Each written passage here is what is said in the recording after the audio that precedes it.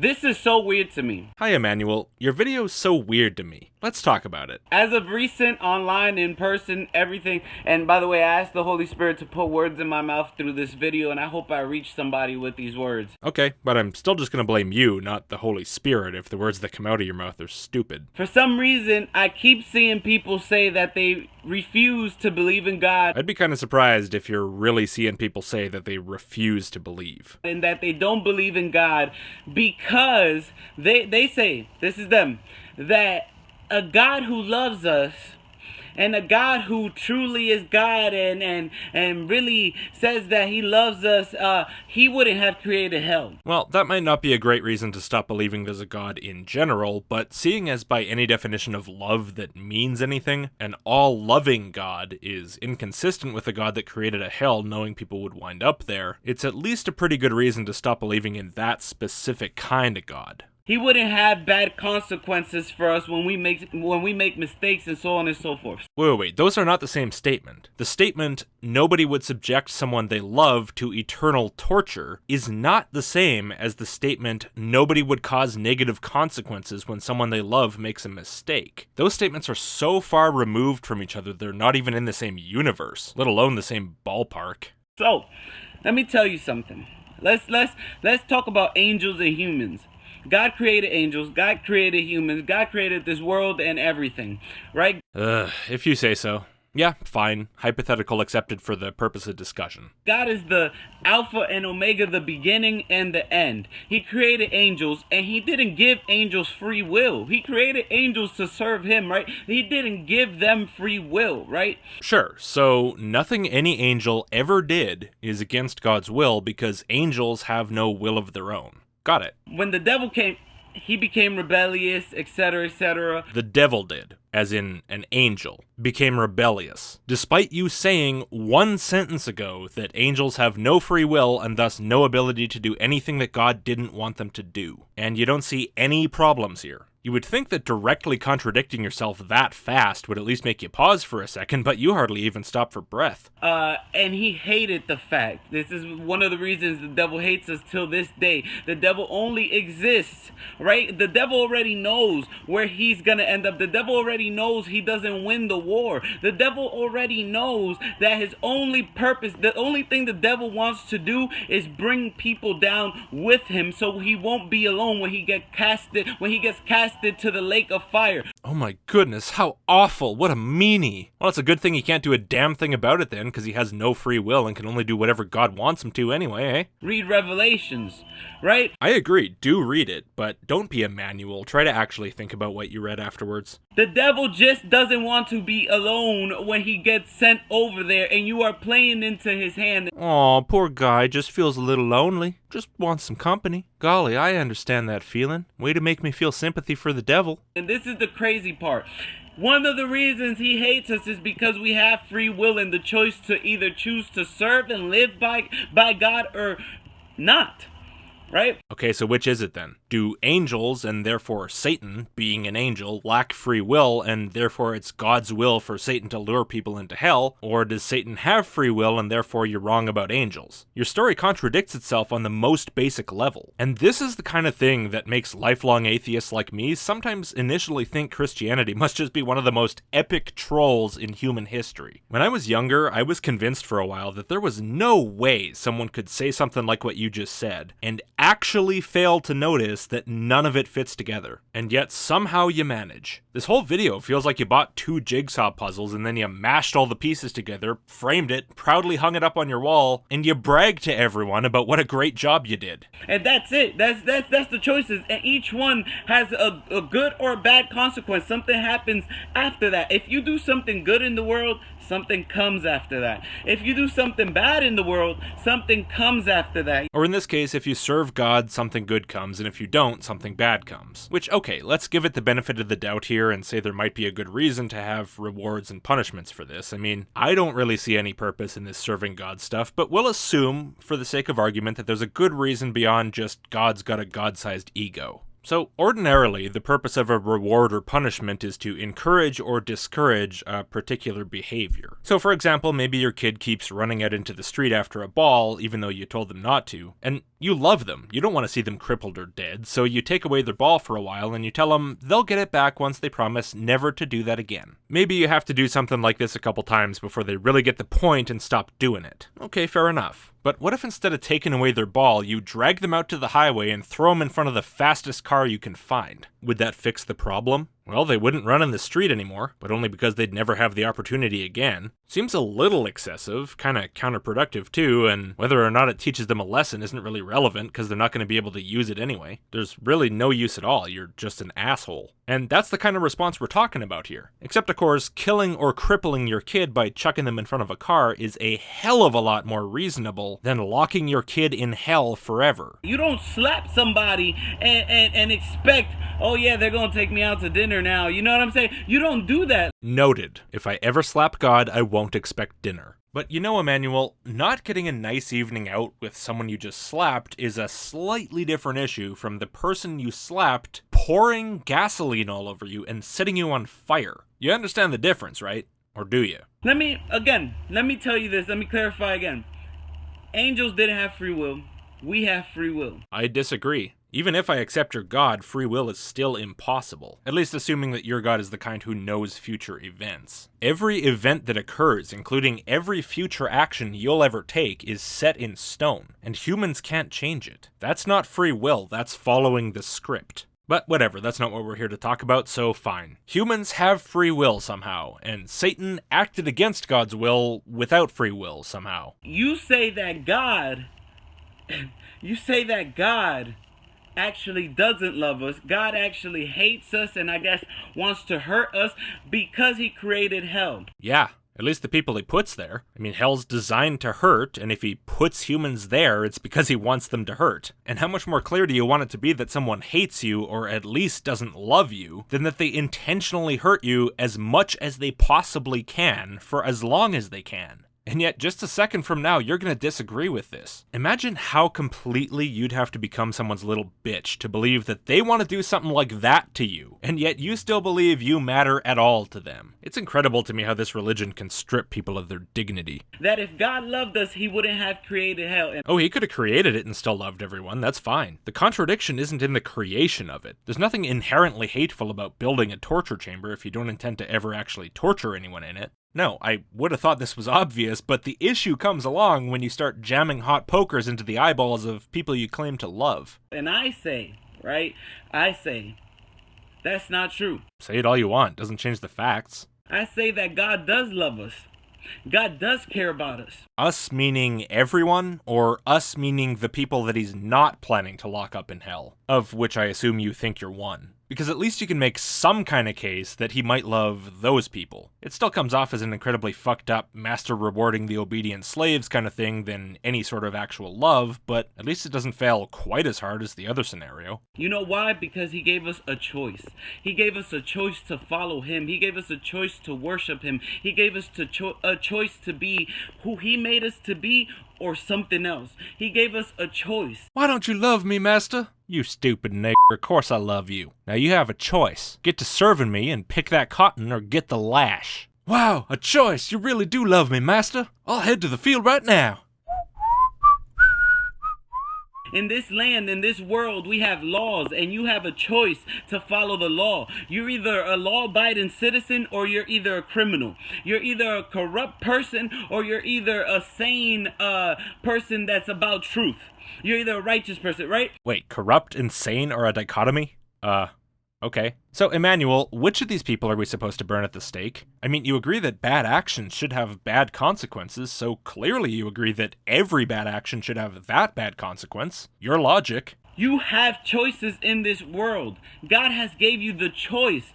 If he didn't love us, he would have forced us to do whatever and be whatever. He would have forced us to do things we didn't want to do. He would have forced us to be what we didn't want to be. Then why did he create the devil to fulfill his will of dragging people to hell where they don't want to be? Or for that matter, why did he create mental illness, or more generally, just physical brains that control what we think and do? Either way, though, I gotta be real here. If the options are do what I want to do for a few decades and then be tortured forever, or be a puppet for a few decades and then not be tortured forever, I don't need free will. Thanks, but no thanks. If such a huge number of humans misunderstand the thing you've given them so badly that they hurt themselves infinitely with it, then it's an incredibly cruel thing to give humanity. It's like giving a toddler a loaded handgun with a really light trigger. It's a stupid dichotomy in the first place, though, because we're talking about an all-powerful being here. It could have made things work any way it wanted to. It wasn't bound by any dichotomies like this, but if we pretend these are the only two options, then I'd say the choice is pretty obvious. And if there was a decent chance of a person going to hell for their actions, the only loving thing to do would be to prevent that by any means necessary, including, for a few decades, limiting their free will, if that's really necessary. Or just giving them their free will and then, not sending them to hell. You don't have to bring them to heaven. You could do something like annihilationism, where you either go to heaven or you just kind of cease to exist. That's fine. I guess you could still have an argument about whether a loving God would really let its beloved beings cease to exist if he could prevent it, but at least in that case there's a serious argument to be had. Instead, he says, listen, if you live by my word, right? If you live by my word, and you live your life by what I created you to be, that's what I wanted to say, by what I created you to be, and you live by his word, then you will inherit his kingdom. He tells you what happens after. Just to be clear, I'm sure you were raised to believe the Bible, so you think it's dead obvious that God told you what happens after you die. But for those of us who weren't raised in your religion, it's a long way from obvious. I know that for a lot of religious people, it's really hard to grasp that someone genuinely doesn't believe what's written in that book. Probably a lot harder than it was for me to initially grasp that people actually believe it, which honestly was pretty difficult even so. But it sounds like you haven't realized that yet, and if you haven't, you'd probably be doing yourself a favor if you did. He tells you, hey, if you live this way, this is what will happen. If you live the other way, this is what will happen. Choose. If you tell me what you know, I'll let you go home to your family. And if you don't, I'll start feeding bits of you to my pigs. Make your choice. You bastard, why are you forcing me to talk? Now that's not fair. I'm not forcing you. I give you a choice. That's how you sound right now, man. I admit I still have trouble really grasping the fact that there are millions of people walking around the streets I walk on who actually think this scenario sounds fair. I try, but I still can't reach that point of being fully convinced that you actually believe what's coming out of your mouth right now. Oh, but hey, maybe you don't, right? Maybe the Holy Spirit just put words in your mouth like you asked him to, and now he's making you say this stuff just to fuck with me. Kinda wish I could believe that. I really do want to believe you're better than this. But you're not. Now you're even laughing about it. If you believe that God made you, then you have to believe deep down that God knows what's best for us. No, it makes just as much sense to believe that your creator neither knows nor cares what's best for you, or even that there is no objective best for you. But it doesn't matter anyway, because you said you're talking about people who don't believe God exists, and therefore who don't believe God made them. How did you forget that already? God didn't create money. God didn't create guns. We did. Yes, correct. What does this have to do with a loving all-father torturing his babies? Right now, we need to deal with those things. I agree, but God didn't create warfare and tanks and all.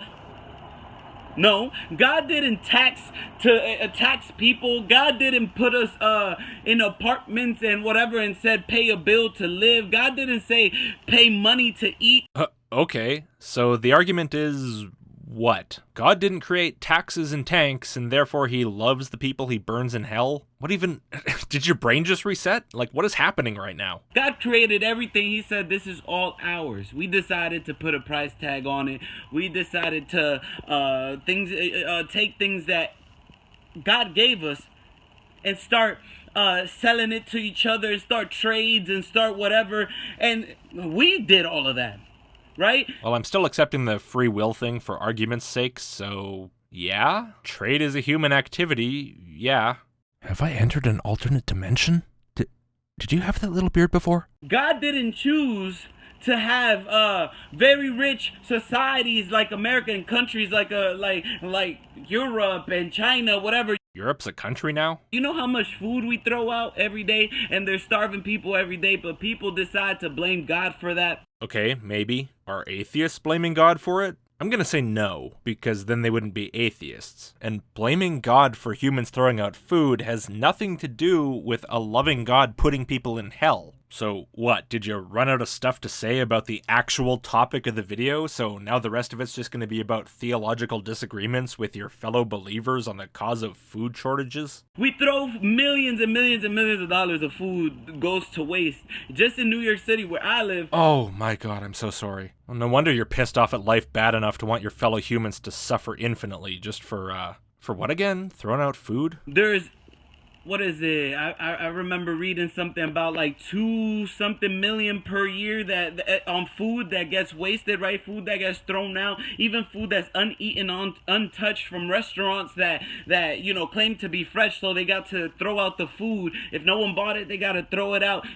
And there's people hungry out here. It's a damn travesty it is. I'm fed up to here with people not getting fed. Let's, I don't know, make all the restaurants have a leftovers picnic in the back alley every day after closing. Or whatever the fuck your solution is here. Great, let's do it. But to get back to the discussion God didn't tell people to buy 12 cars and you could do what you want. You earned your money, right? So if you run a restaurant, can you throw out the food you bought with your money at the end of the day? God don't want your money. God don't need money. Right? You sure about that? Apparently the Almighty can't make fig trees pop up next to the homeless dudes, and he relies entirely on the human-invented economy to get food to those people's mouths, so actually, yeah, it seems he does. At least if he actually thinks this whole people starve because other people waste food issue is a problem, which, if he's really all-powerful, it wouldn't be a problem, so he clearly doesn't. God is in heaven talking about, well, if the people of church don't give enough money, then I'm not going to be able to pay the bill to heaven, and no one's going to be able to come in. We're going to get evicted. God don't care about money. God don't need money. Okay? We created all these things. For once you say something halfway rational. I agree. Stop giving money to the church. If God's out there, he doesn't need money. And the church is not God, it's just a bunch of people who want your money. The system we live in, we created those things. Alright? The things you complain about are things we created for ourselves. Our problems we created.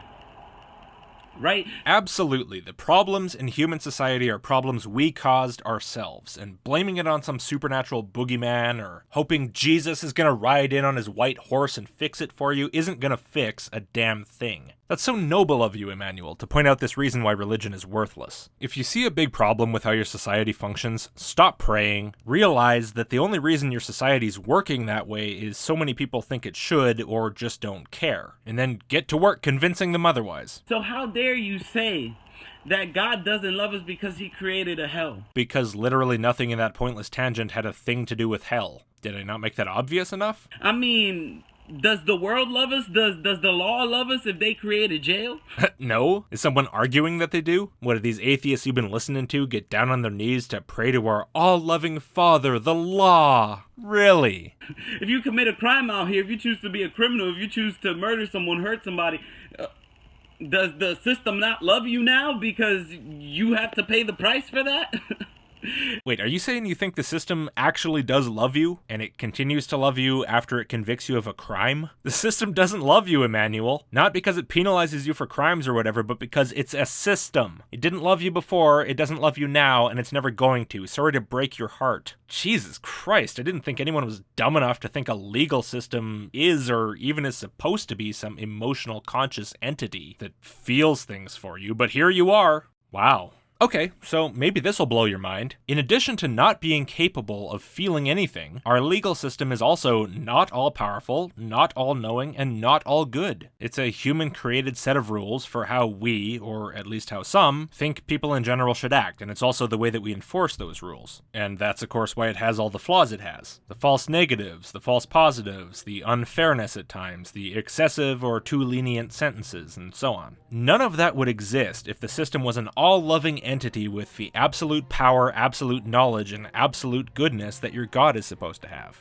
But a state has none of those things, and so it has no relevance in this discussion. But if I use a person as the example instead of the system so that I don't sound like a complete jackass, can someone love you even if they make you pay a price for some action? Well, yeah, just because they do that doesn't necessarily mean that person doesn't love you. If the price they make you pay is proportional to whatever you did, and it's done with the intention of either helping you learn or protecting society from you, worst case, then that's fine, at least ignoring some of the sticky details. Think back to my example of taking away the kid's ball when they run in the street. Or you could think about people in a town who lock up a murderer so nobody else gets killed, but they still treat him decently in jail, at least like a human, because he's a troubled guy, but he's still one of them. That's a pretty loving way to go about it. But the most important part is the reasonable limit. If you get caught with a bag of weed, the legal system is not going to give you the death penalty. Even if you kill someone, you have a pretty good chance of not even getting life in prison. But when it comes to your God, there's one and only one punishment for every single offense. An infinite amount of suffering, infinitely more than you caused. Emmanuel, this is not about when or whether someone should pay a price in general for this or that. It's about what the price is, and you've ignored that this entire time.